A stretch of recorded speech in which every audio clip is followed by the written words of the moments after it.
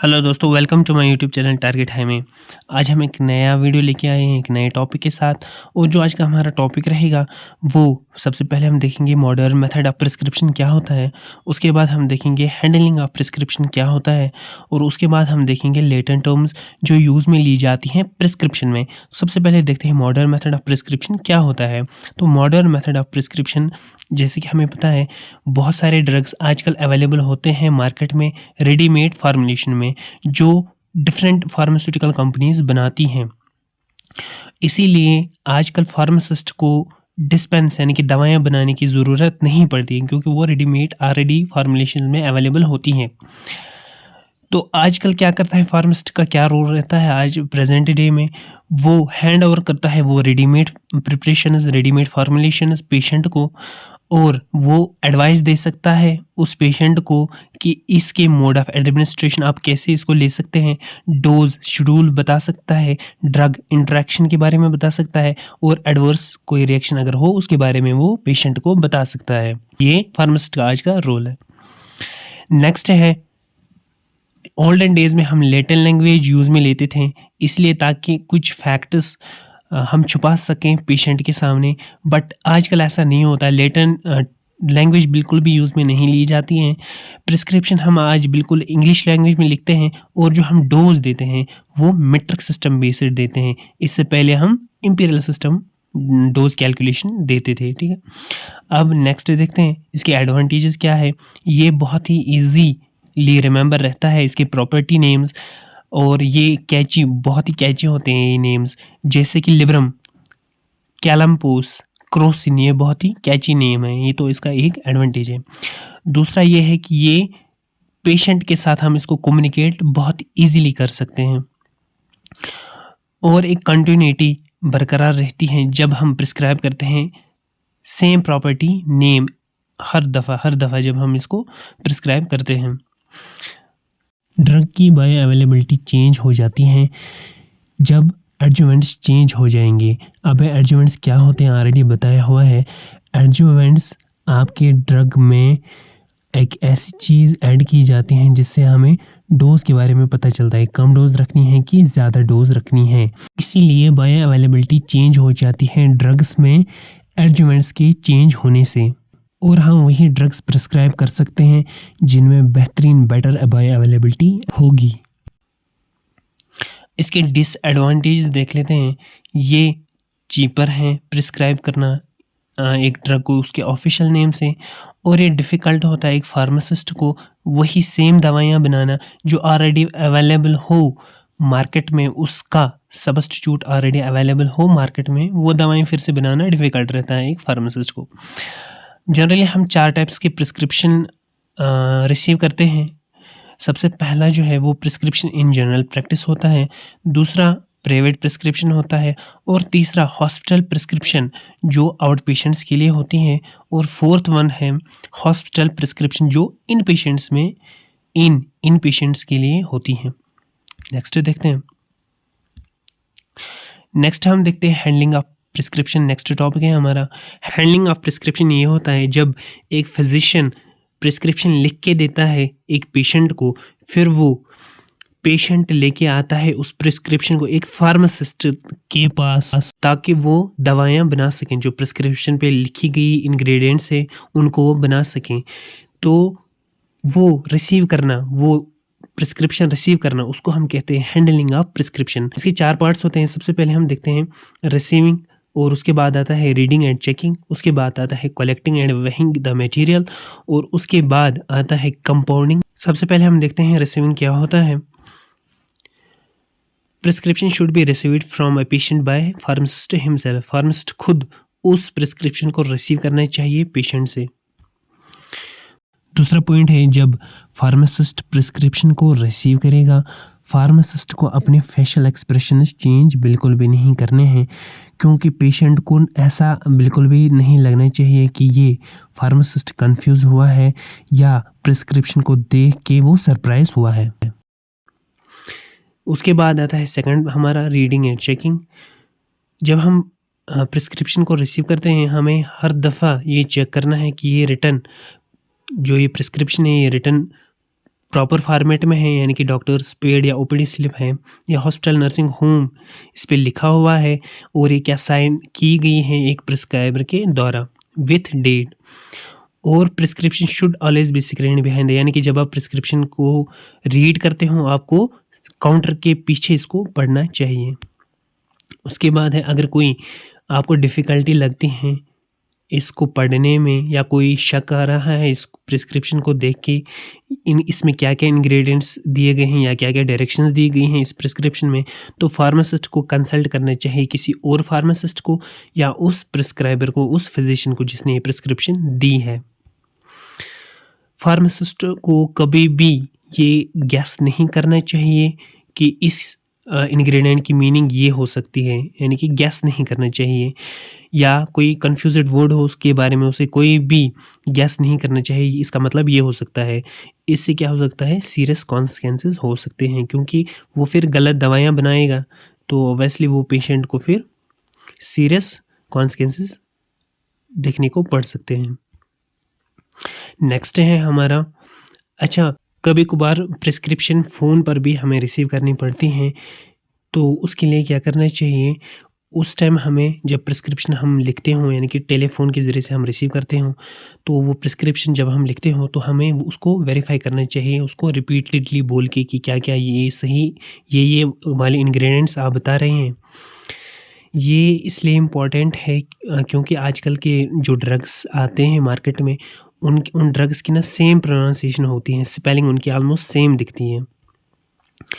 जैसे कि एसिडिन, एपिडिन, ठीक है, ये सिमिलर लग रहे हैं इनकी प्रोनाउंसिएशन।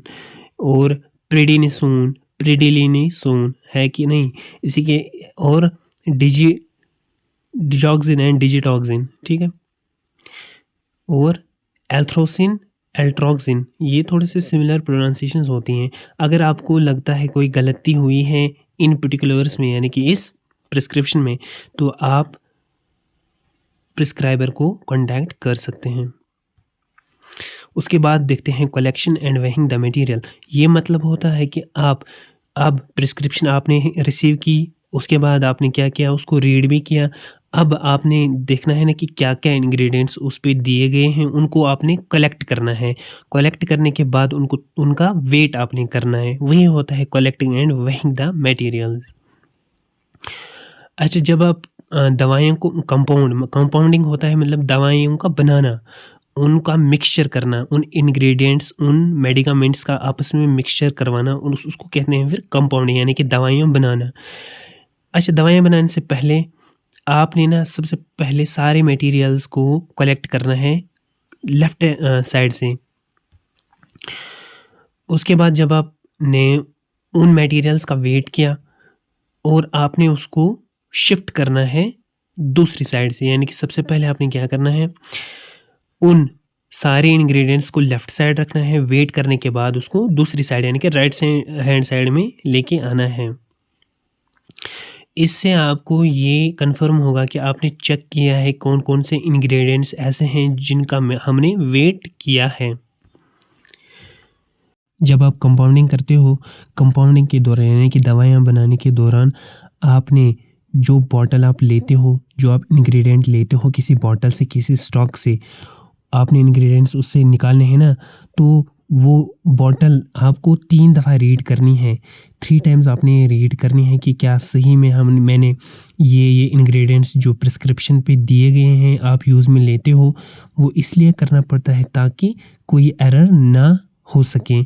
तो सबसे पहला जो है वो, जब आप उस दवाइयों को, उस स्टॉक को शेल्फ से नीचे उतारते हो। दूसरा, जब कंटेंट्स यानी कि उस बॉटल से जो आपने इंग्रेडिएंट्स आपने रिमूव किए उस टाइम, और उसके बाद जब कंटेनर आप वापस रखते हो उसकी ओरिजिनल पोजीशन पर। नेक्स्ट देखते हैं हम कंपाउंडिंग, लेबलिंग एंड पैकेजिंग।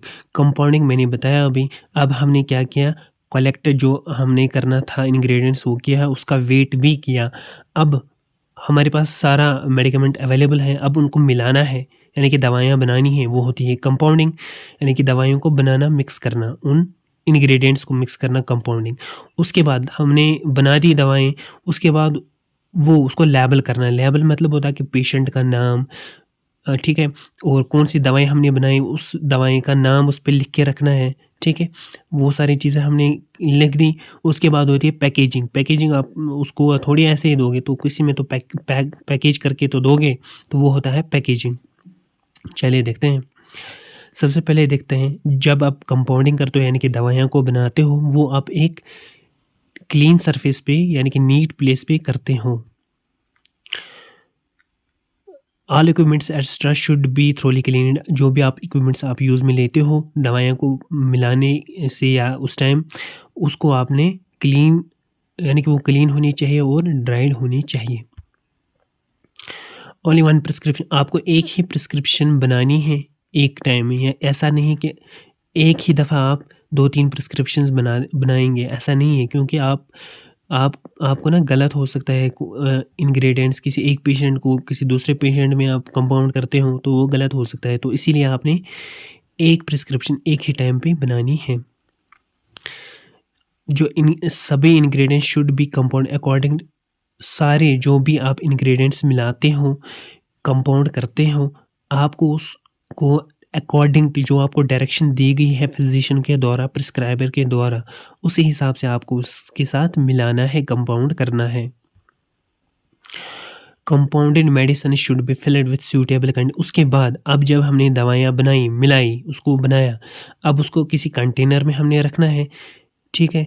और डिपेंडिंग ऑन इट्स किसी कंटेनर में रखना है। The filled containers are suitably labelled, और जिस कंटेनर में आपने उसको डाला है उसको आपने लेबल करके रखना है, यानी कि उस पे उस दवाई का नाम लिखना है, वो होता है लेबल करना, और किस पेशेंट को देनी है उसका नाम उस पे लिख के रखना है। और वाइट प्लेन पेपर हम यूज़ में लेते हैं जो गुड क्वालिटी का हो, और उस पे हम ये सारी चीज़ें लिखते हैं, दवाई का नाम, पेशेंट का नाम, ठीक है?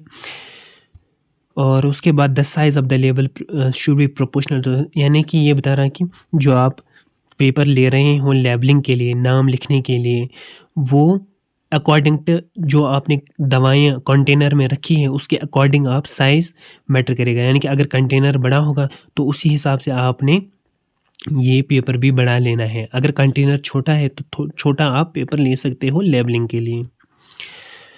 The label should be fixed with good quality, यानी कि अब उसको उस लेबल यानी कि उस कागज़ को जो आपने नाम लिखा है उस पेशेंट पे और दवाई का नाम जो आपने बनाई, वो आपने फिक्स करनी है उस कंटेनर पे किसी एडहेसिव से।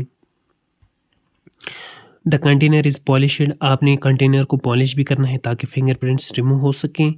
While delivering the prescription to the patient the pharmacist should, जब आपने अब उसको प्रिस्क्रिप्शन हवाले की उस पेशेंट को, अब उसको आपने बताना है इसकी एडमिनिस्ट्रेशन और इसके यूजेस आपने बताने हैं।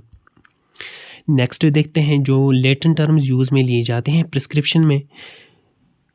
अब ये सारे लेटेंट टर्म्स आप यहाँ पे देख रहे हैं, मैं थोड़ा-सा बता दूँगा आपको कैसे याद रखना है। जैसे सबसे पहले आप यहाँ पे देख रहे हैं ना, और स्टेला, ये होता है ईयर, ऑरेलिया मतलब ईयर के रिलेटेड होता है, आपने पढ़ा होगा ना सपोजिटरीज़ में। तो ऑरेलिया ईयर यानी कि ये आपको ईज़ी याद रहेगा। जैसे कैप्सूला, ये कैप्सूल होता है, ठीक है? तो इनके रिवेलेंट नेम्स हैं, ये आपको ईज़िली याद रहेगा। अब याद कैसे आपने याद रखना है कुछ चीज़ें, जैसे यहाँ पे आप देख रहे हैं फोर्थ वन चाट्रा, ये क्या होता है? ये आपको बिल्कुल कन्फ्यूज़ कर देगा ये टर्म। ये बस यही चीज़ें आपने याद रखनी है, जो आपको समझ में नहीं आती हैं, जो कन्फ्यूज़िंग है यहाँ पे, वही आपने याद रखनी है। इसका मतलब होता है पाउडर, चाट्रा पाउडर। इसी तरह से मैंने ये हाइलाइट करके रखे हैं ये चीज़ें, ये बिल्कुल अलग हैं। इन्हीं को आपने थोड़ा-सा देखना है, बाकी उनको भी देखें। जैसे आप इंजेक्टर्स, ये आपको इंजेक्शन समझ में आ जाएगा। इंसुफलेशन, इंसुफलेशन होता है, ठीक है? तो ये सारी चीज़ें आपको समझ में आ जाएँगी, लेकिन ये चीज़ें ना जो हाइलाइट मैंने करके रखी हैं, इनको आपने थोड़े से ध्यान से पढ़ना है, देखना है इसकी क्या मीनिंग है। बाकी सभी लैटिन टर्म्स आपको याद रहेंगे फिर। और आप इसको भी देख सकते हैं, यहाँ पे मैंने देखा इनको हाइलाइट करके जैसे पहला है लोशन, मतलब ये लोशन ही होता है, लोटो लोशन होता है। मिस्टूरा, ये मिस्टूरा ही इसकी मीनिंग होती है, ठीक है?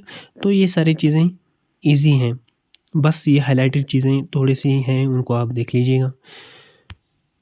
और ये भी आप देख लें खुद ये, और मेथड्स ऑफ एडमिनिस्ट्रेशन ये अकॉर्डिंग मैंने देखा है, टाइम ऑफ एडमिनिस्ट्रेशन इसके अकॉर्डिंग मैंने इसको किया हुआ है डिस्ट्रीब्यूट। नेक्स्ट आप देखें डे, डे के टाइम पे मैंने होता है इन द मॉर्निंग, ठीक है, तो इस तरह चीज़ें आप देख लेना। और ये भी है, और ये भी देख सकते हैं, और इनको भी आप देख लीजिएगा, पार्ट ऑफ बॉडी के अकॉर्डिंग है, और कुछ मिसलिनियस हैं। और ये रोमन सिंबल न्यूमेरिकल्स की बेस्ड 1 2 3 4। तो thanks for watching, like share and subscribe my channel. Thanks, अल्लाह हाफिज़।